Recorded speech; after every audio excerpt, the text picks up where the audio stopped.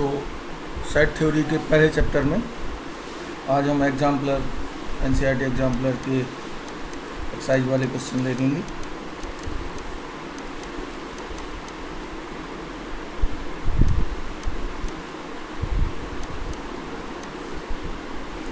तो पहला क्वेश्चन है कि निम्नलिखित को रोस्टर रूप में लिखिए। ठीक है, ए सच दैट ए की वैल्यू दी है एक्स और एक्स बिलोंग्स टू रियल है और इससे लिया गया है। तो ठीक है, 2x + 1 11 = 15 है। 2x = 11 यहाँ लाएंगे तो 4, तो x = 2। तो रोस्टर रूप में ए की वैल्यू हो जाएगी फर्स्ट पार्ट में x और x की वैल्यू क्या आई है 2, तो बस a = 2 हो जाएगा। इस तरह ये है बी पार्ट में x² = x और x रियल है तो x² को इधर लाएंगे। यहाँ डायरेक्ट x नहीं काटेंगे, अदरवाइज x बराबर 0 छूट जाएगा। तो x = 0 और 1, दो रियल वैल्यू मिलेंगी। तो b का सेट हो जाएगा 0 और 1। और थर्ड है x अभाज्य संख्या है, p का एक धनात्मक गुणनखंड। ठीक है, तो इसमें हमें p का धनात्मक गुणनखंड लेना है।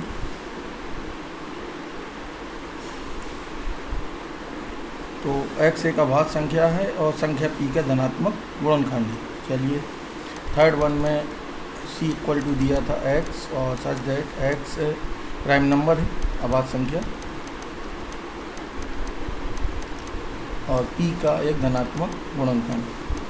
तो c की वैल्यू 2 हो जाएंगी, यहाँ पे एक 1 होगी और एक स्वयं p होगा।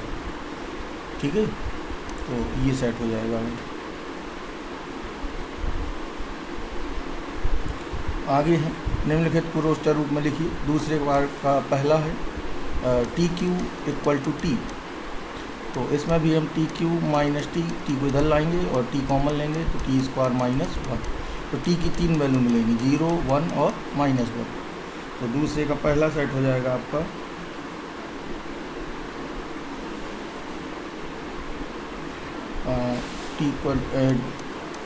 D सेट हो जाएगा आपका 0, 1 और -1। क्रम का यहाँ कोई मतलब नहीं। और W बिलोंग्स टू रियल और ये W के इक्वल है। तो देखिए दूसरे वाले में W - 3 upon W + 3 = 3। Cross multiplication करेंगे और इसको इधर लाएंगे तो -12 और ये हो जाएगा 2W। W = आएगा -6। ठीक है, अच्छा मैंने 3 ले लिया यहाँ। ठीक है, इससे 3 से 6 आएगा, अगर 2 लेंगे तो 11/2 आएगा। इधर पे ये 2 है, मैंने यहाँ 3 ले लिया है तो 3 में -6 ही आएगा, तो एक अवयव मिलेगा। और अगर 2 है तो -11/2 आएगा, तो वो अवयव रहेगा। और रियल है तो ये लिया जाएगा। ठीक है, अब दूसरे का थर्ड पार्ट है।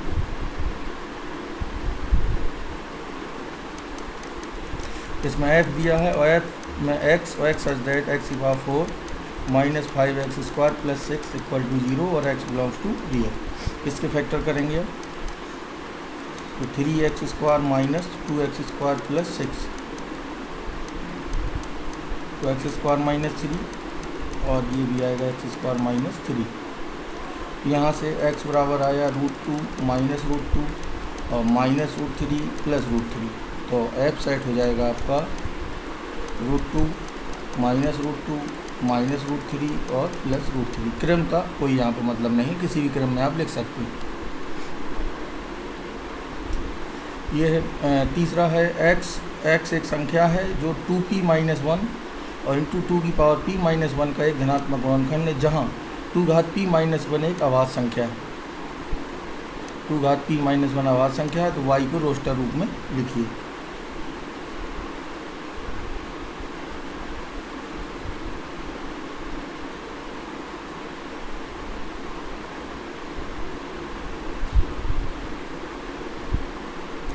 तो चलिए, इसमें हम p की वैल्यू रखते जाते हैं।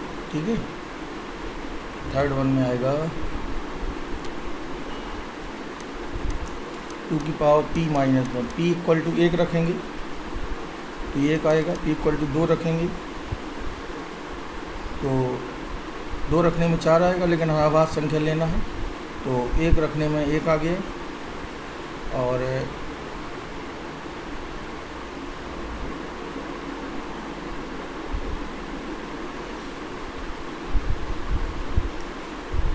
और इसके जो फैक्टर होंगे वो मिलेंगे आपको 2 की पावर p-1 के फैक्टर। तो y जो हमारा हो जाएगा यहाँ पे सीधे सेट हो जाएगा 1 2 2 स्क्वायर 2 क्यूब और 2 की पावर p-1।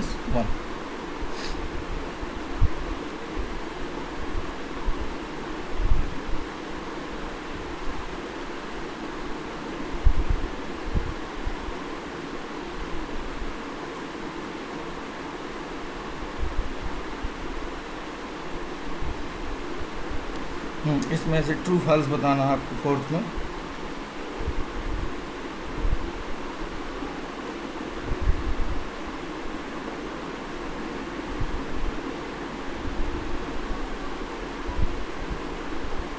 तो ट्रू फॉल्स ये ऑप्शन है। चलो इनको चेक करते हैं। निम्नलिखित कथनों में से कौन से सत्य हैं, कौन से असत्य? ये मैंने आंसर लिख दिए हैं। तो पहले पार्ट में कह रहा है 35 बिलोंग्स टू x और x सच दैट x के तथ्यात्मक 4 धनात्मक गुणनखंड हैं। तो चलिए 35 के हम फैक्टर करते हैं।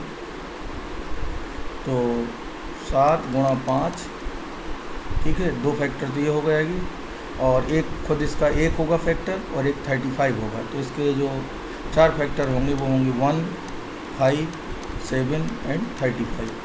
तो इसके 4 फैक्टर होंगे, 4 धनात्मक गुणनखंड। तो ये आपका तथ्य सही है, ठीक है।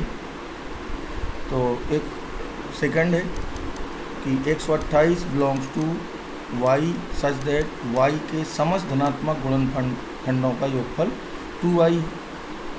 तो y के समस्त धनात्मक गुणनखंड हम निकालेंगे।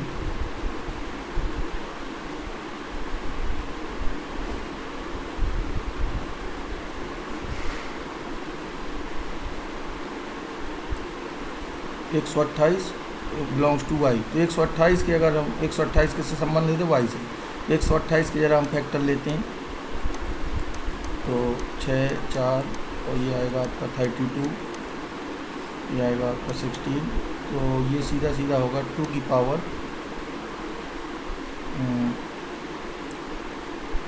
6 और 2 की पावर 7, ठीक है। अब हम इनके फैक्टर को ऐड करें, यानी फैक्टर होंगे इसके 1 2 4 8 16 32 64 एंड 128। ये किसके फैक्टर हैं? 128 के। एक होगा 2 4 8 16 32 ये और 128। इनको हम ऐड करते हैं अगर, तो इनका योग आएगा आपका 256। और जबकि वो कह रहा है कि कितना आएगा 2y, ठीक है। तो ये सॉरी 255 आ रहा है, ठीक है। इनको अगर हम ऐड करते हैं तो 255 आ रहा है, जबकि ये कह रहा है कि 256 आना चाहिए 2y, क्योंकि y की वैल्यू कितनी है? 128। तो इसका मतलब है ये फॉल्स हो जाएगा, ठीक है। अब कह रहे हैं 3 बिलोंग्स टू दिस, 3 इसमें लाई करेगा। तो 3 हम सीधे लाई करा के ही देख लेते हैं। 3 इसमें लाई करेंगे तो 3 की पावर 4 माइनस 5 इंटू 3 की power 3 2 into 9 minus 112 into 3 plus 6। ये अगर 0 हो रहा होगा तो लाई करेगा। 81 माइनस 27 गुणा 5 प्लस 18 माइनस 6 3 3 प्लस 6। तो ये बचा आपका माइनस का 330 और 7 पन्ना 35 और 13 और प्लस का बचा आपका 9 9। तो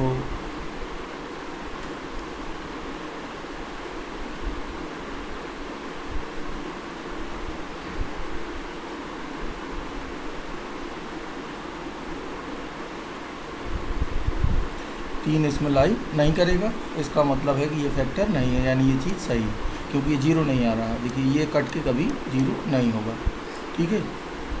तो इसी तरह अगला है आपका, ये भी गुणनखंडों को निकालना है इसमें और योगफल 2y चेक करना है। तो ये नहीं आ रहा, यानी योगफल यहाँ भी 496 नहीं आएगा। इसका मतलब ये सत्य है, क्योंकि डज नॉट बिलोंग्स टू यहाँ दिया, ठीक है।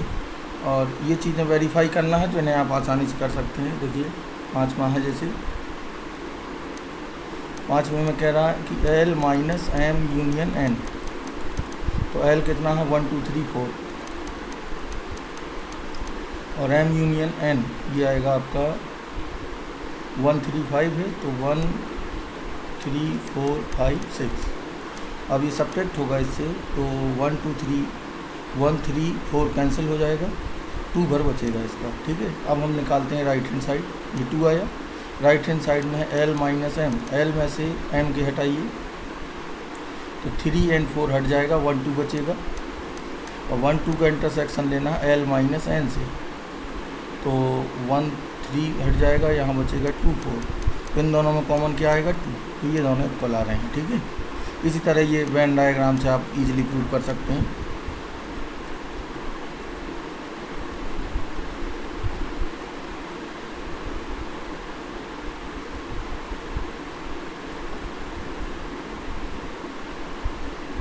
यदि ए और बी सार्वत्रिक समुच्चय U के उप समुच्चय हैं तो सिद्ध कीजिए ए उप समुच्चय होगा यूनियन बी का, ए उप समुच्चय बी है तो ये चीज़ होगी, और ये तो ये जनरली आप देखिए इस तरह कर सकते हैं, इन्हें वेन डायग्राम से भी कर सकते हैं। ए और बी मान लीजिए हमने ये लिए तो ए यूनियन बी ये पूरा हो जाएगा, ये होगा, और ये कह रहे हैं कि ये ए का उप समुच्चय है तो ए उप समुच्चय होगा यूनियन बी का, तो ये बिल्कुल सही बात है। ठीक है, और ए उप समुच्चय बी है अगर तो हम किस तरह लेंगे दूसरे वाले को, ए उप समुच्चय बी है तो ए हम ले लेते हैं अंदर और ये बी है बड़ा वाला, तो ए उप समुच्चय बी हो गया। तो कह रहे हैं ए यूनियन बी बराबर होता है बी के। अब ए और बी का हम यूनियन लेंगे तो सभी लेंगे, कोई 2 बार नहीं लेंगे, तो ये बी के इक्वल ऑब्वियसली आएगा, ये बात भी सही है। इस तरह तीसरा हो जाएगा, दिया है n इक्वल टू 1 से 100 तक, तो निम्नलिखित को लिखिए। n का वह उप समुच्चय जिसके अवयव सम संख्या हैं, तो सम संख्याएँ ले लेंगे यहाँ पे 2 4 6 8 10 और ये हो जाएगा 100। ठीक है, इसमें परफेक्ट स्क्वायर ले लेंगे तो परफेक्ट स्क्वायर में 1 4 9 16 ये आपका आ जाएगा, आखिरी में आएगा 100, 10 का है। ठीक है,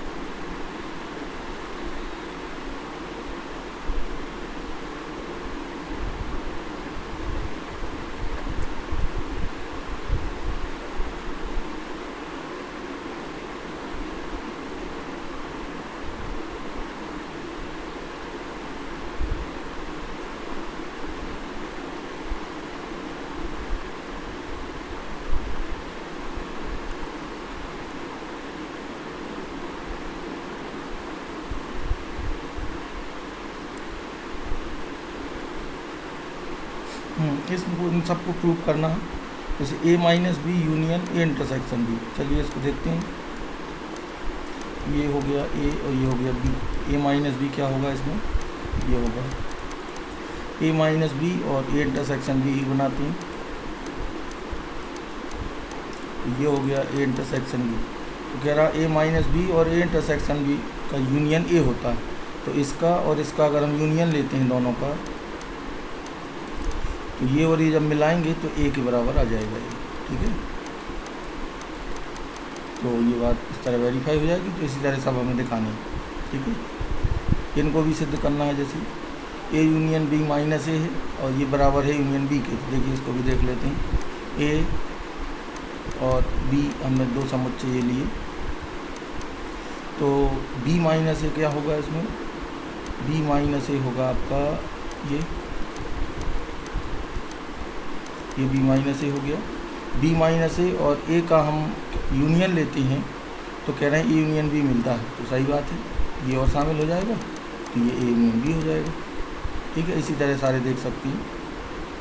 अब इसमें कह रहा है कि T such that this equal to this, क्या टी एक समुच्चय है, अपने उत्तर का औचित्य दीजिए। तो चलिए इसको सॉल्व करके देखते हैं। तो इसका एलसीएम ले लेते हैं पहले, तो x plus 5 minus 5x plus 35 बटे x minus 7 equal to 4x minus 40 upon 13 minus x। तो ये आपका बचेगा 40 माइनस 4x बटे एक्स माइनस 7 बराबर -40 -40 माइनस कॉमन ले लिया यहाँ 13 माइनस एक्स। तो अब मैं क्रॉस मल्टीप्लिकेशन करके 40 कॉमन लूँ तो एक्स इक्वल टू एक वैल्यू क्या मिलेगी 10, ये कैंसिल हो जाएगा। अब माइनस का यहाँ मल्टीप्लाई होगा तो minus X plus 7 equal to ये होगा 13 माइनस एक्स, ये यहाँ जाएगा ये होगा आपका एक्स कट जाएगा 7 इक्वल टू 13, इसका मतलब है एक्स इक्वल टू 10 भी वेरीफाई यहाँ पे नहीं हो पाएगा।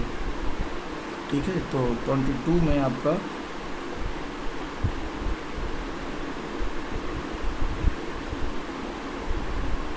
एक वैल्यू मिलेगी 10। ठीक है, एक्स इक्वल टू जो 10 मिला है ये बार होगा, तो इसका मतलब ये रिक्त समुच्चय नहीं है क्योंकि एक्स बराबर 10 बार हमें मिला है। ठीक है, एम्प्टी सेट नहीं होगा ये।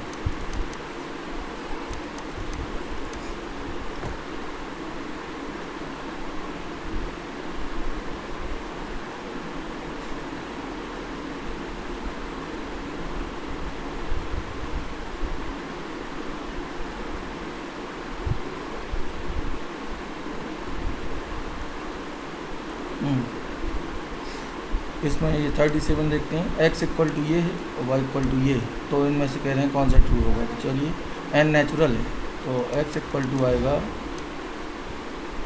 8 माइनस 7 माइनस 1 और एन इक्वल टू 2 रखेंगे तो 64 माइनस 14 माइनस 1, तो ये आपको मिलेगा एक्स इक्वल टू 0, ये आएगा आपका 49, फिर एन इक्वल टू 3 होगा तो 22 सब्ट्रैक्ट होगा इससे,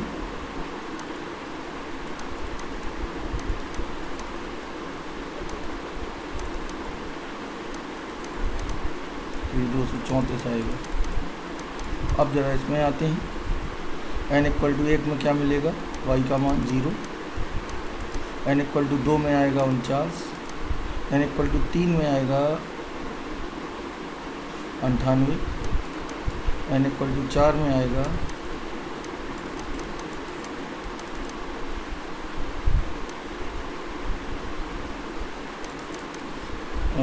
5 होगा,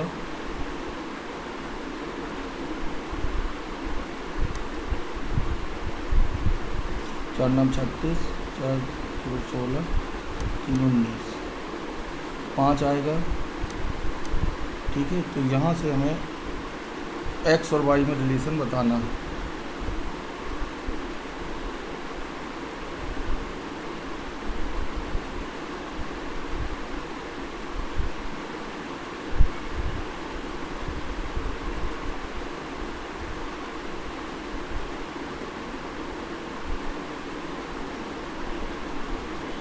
तो ये आपको मिलेगा x उपसमुच्चय y। ठीक है, ये y का उपसमुच्चय होगा।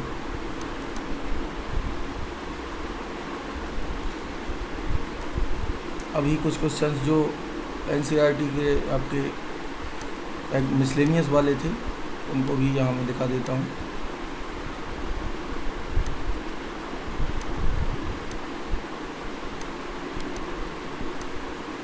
देखिए,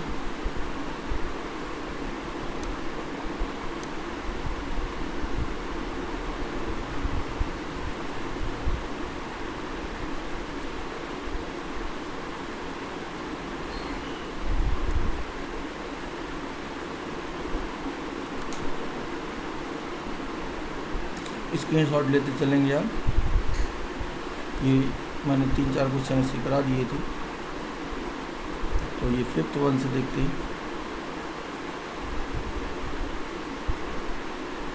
इनको दोनों तरीके से प्रूव किया गया है।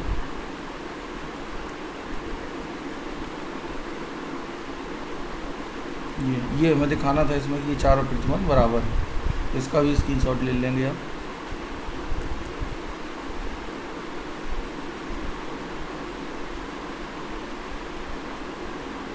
बिलोंग्स टू से भी कर सकते हैं और इनको वैसे भी कर सकते हैं। ये 5th है, 5th को भी देख लें। ठीक है, आगे चलते हैं।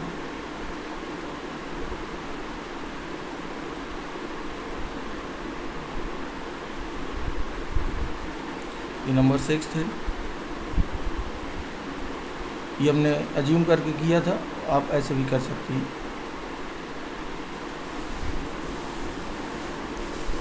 बिलोंग्स टू वाले मेथड से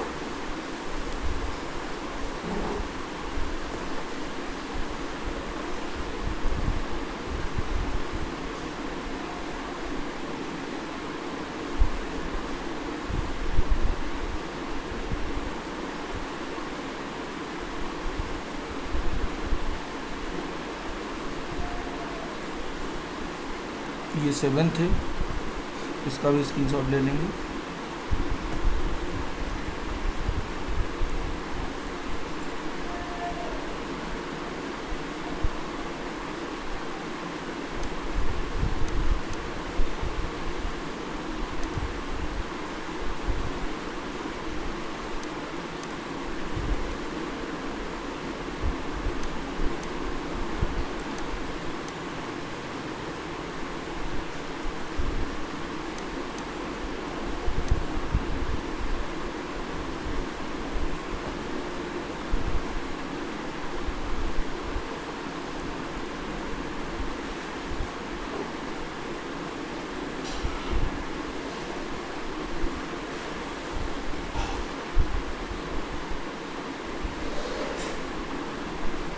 ये 8 है,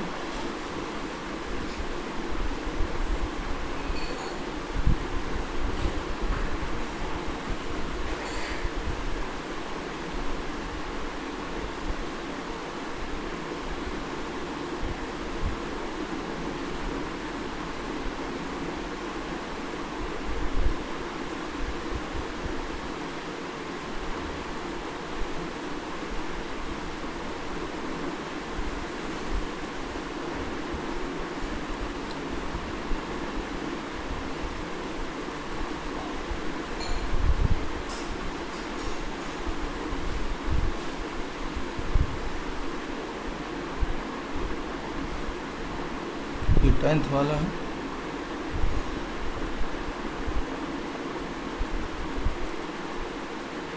टेंथ नंबर है।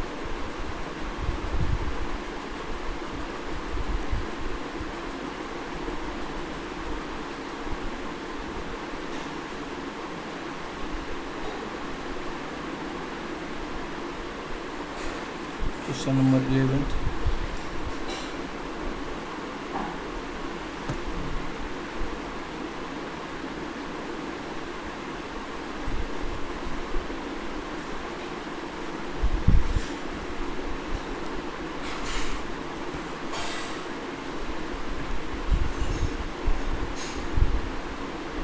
ये 12th रहा। यहाँ से स्क्रीनशॉट ले लेंगे।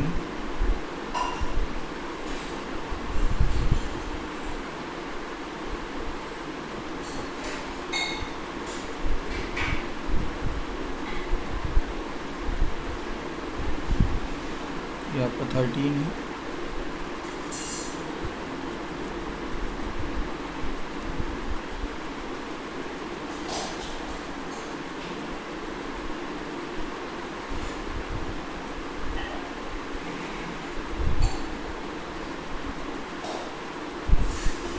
फोर्टीन,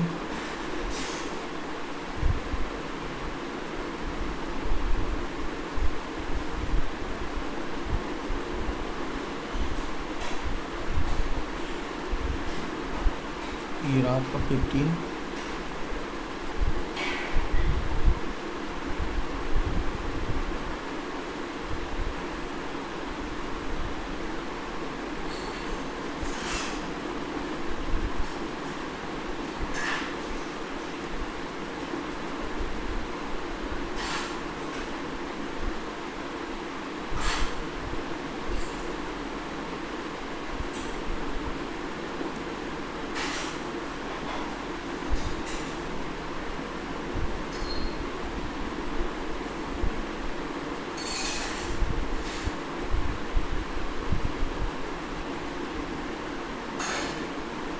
ये दूसरा तरीका दिया है।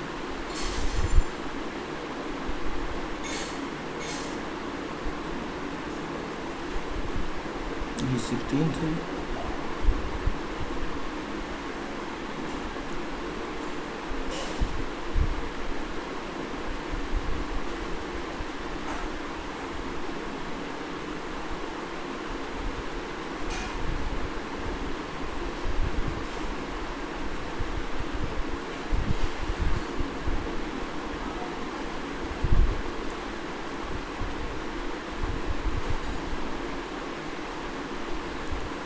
ओके, इस तरह ये पूरा हो जाएगा। Thank you.